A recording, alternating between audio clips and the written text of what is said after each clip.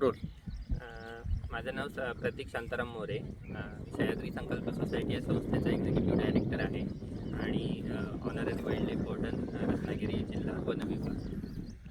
सह्याद्री संकल्प सोसायटीतर्फे गेली अनेक वर्ष आपण साडवली या प्लाटोवरती इथे येणारे जे एंडेमिक आणि इफिमेरल प्लांट्स आहेत तर त्यांचं डॉक्युमेंटेशन आणि त्यांचे रिजनरेशनचे प्रयत्न करतो आहे. मुख्यतः आपण साडवली सड्यावर बघायला गेलो तर इथे दिपकाडी कोंकणेन्स नावाची एक प्रजाती मिळते की जी फक्त पावसाळ्याच्या काळामध्ये ज्यावेळी सड्यावरती पाणी असतं पावसाचं त्यावेळेला येते. ही कंदवर्गीय वनस्पती आहे आणि हिचं एक मुख्य वैशिष्ट्य म्हणजे दिपकाडी कोंकणेन्स म्हणजे नावातच ही हिच्या कोकण आहे आणि ही फक्त कोकणामध्ये प्रदेशनिष्ठ म्हणजे एंडेमिक वनस्पती आहे.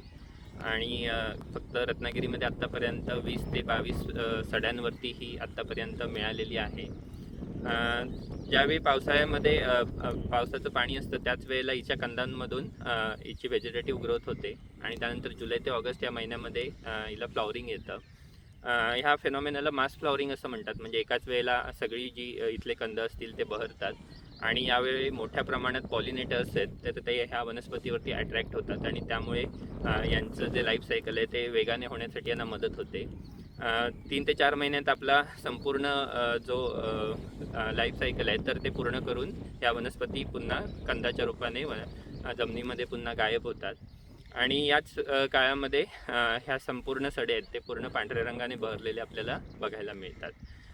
साडवलीमध्ये जी दिपकाडी कोंकणेन्स आहे तर तिचं अजून एक वैशिष्ट्य असं की हिची आता नव्याने एक व्हरायटी डिस्क्राईब झाली तर तिचं नाव आहे दिपकाडी कोंकणेन्स व्हरायटी देवरुखेन्स. हिचे मेडिसिनल प्रॉपर्टीजसुद्धा खूप आहेत, पण मुख्यतः जर बघायला गेलो तर IUCNच्या रेड लिस्टमध्ये ही वनस्पती एंडेंजर्ड या कॅटेगरीमध्ये येते आणि अर्थातच अधिवासांचं नष्ट होणं किंवा बीजनिर्मितीसाठी क्लायमॅटिकचे परिणाम असतील अशा वेगवेगळ्या कारणांमुळे किंवा अनियंत्रित गुरेचराई या कारणांमुळे ही धोकाग्रस्त प्रजाती म्हणून ओळखली जाते. सह्याद्री संकल्प सोसायटीतर्फे गेली अनेक वर्ष इथे दिपकाडी फुलोत्सव नावाचा एक उत्सव साजरा केला जातो.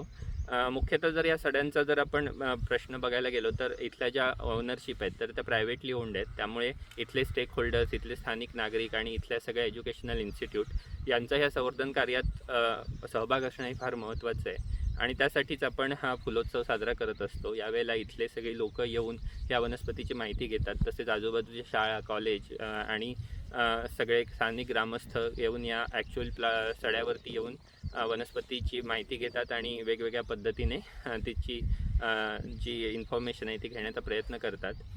ही वनस्पती कल्चरलीसुद्धा तेवढीच इम्पॉर्टंट आहे. म्हणजे जर आपण या काळात जर बघायला गेलो तर अनेक स्थानिक ग्रामस्थ आहेत तर हिची फुलं तोडून यापासून गजरे किंवा हार तयार करतात आणि यामुळे एक छोटासा रोजगार या सगळ्या कालावधीमध्ये निर्माण होतो. तसेच गणेशोत्सवामध्ये सुद्धा ही वनस्पती डेकोरेशनसाठी वापरली जाते. त्यामुळे फक्त धोकाग्रस्त किंवा वनस्पती किंवा फक्त बॉटनिकली इम्पॉर्टंट जरी असली तरीसुद्धा ती कल्चरलीसुद्धा तेवढीच इम्पॉर्टंट आहे.